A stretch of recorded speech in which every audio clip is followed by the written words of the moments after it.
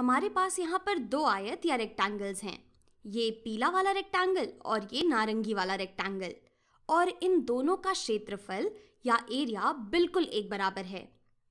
हम नापना चाहते हैं इन दोनों आयतों के क्षेत्रफल को अलग अलग वर्ग इकाइयों की मदद से।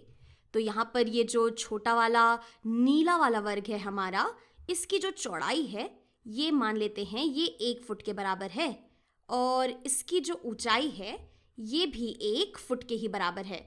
यानी कि हम कह सकते हैं कि हमारे इस नीले वाले वर्ग का जो क्षेत्रफल होगा ये 1 वर्ग फुट के बराबर होगा। तो ये हो गया 1 वर्ग फुट के बराबर। तो आगे बढ़ते अपने इस दूसरे वाले वर्ग की ओर। तो इस वर्ग की जो भी इकाइयाँ या फिर यूनिट्स हैं ये मैंने मनगढ़ंत बनाई हैं, यानी कि वाकई में असल दुनिया में ऐसी कोई भी इकाई नहीं है, लेकिन यहाँ पर मैंने मान लिया है कि इसकी इकाई वुट के बराबर है। और यहाँ पर इस वर्ग की जो चौड़ाई है ये 1 वुट के बराबर है, और इसी तरह से इसकी जो ऊंचाई है ये भी बराबर है 1 वुट के। तो इस वाले वर्ग का जो क्षेत्रफल होगा ये दरअसल 1 वर्ग वुट के बराबर हो जाएगा, 1 वर्ग वुट। तो अपने इस ऊपर वाले पीले रेक्टेंगल को हम वर्ग फुट से नापेंगे और इस नारंगी रेक्टेंगल को हम वर्ग वुट से नापेंगे। तो चलिए शुरू करते हैं।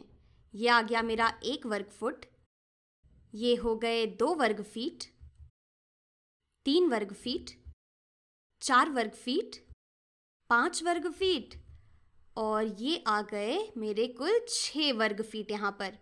और इसी तरीके से हम देख सकते हैं कि इस नीचे वाली पंक्ति में भी कुल 6 वर्ग फीट आने चाहिए, लेकिन फिर भी इसे पूरा कर ही लेते हैं।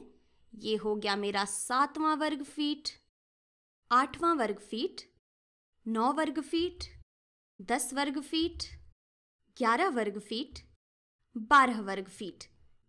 यानी कि अगर हम इस पीले वाले आयत को ऐसे वर्ग फुटों से भरने की कोशिश करें तो हमें कुल ऐसे 12 वर्ग लगेंगे। हम कह सकते हैं यानी कि इस पीले वाले आयत का क्षेत्रफल, इस पीले रेक्टेंगल का एरिया ये 12 वर्ग फीट या 12 स्क्वायर फीट के बराबर है। तो आगे बढ़ते हैं और इस नारंगी वाले रेक्टेंगल को यहाँ हम वर्गवुट में माप लेते हैं। तो इसके लिए हम एक एक वर्गवुट उठाएंगे और अपने इस आयत पर फिट करते जाएंगे और देखेंगे कि कुल कितने वर्गवुट हमारे इस आयत पर फिट बैठते हैं। तो यहाँ पर पहले मैं 1 वर्गवुट ले लेती हूँ। ये आ गया मेरा 1 वर्गवुट, ये आ गया मेरा दूसरा वर्गवुट, और ये आ गया मेरा तीसरा वर्गवुट।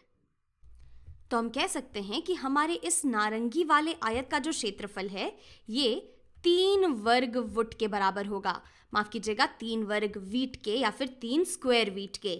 तो मैं उम्मीद करती हूँ कि आप ये सारी चीज़ें समझ पाए होंगे, लेकिन मैं चाहती हूँ कि आप यहाँ पर रुकें और थोड़ा सा सोचें कि हमारे पास 2 आयत थे और इन दोनों आयतों का क्षेत्रफल बिल्कुल एक बराबर था, लेकिन जब हमने इन्हें अलग अलग वर्ग इकाइयों से मापा तो जो हमें क्षेत्रफल मिल रहा है वो थोड़ा अलग है। और ऐसा क्यों है?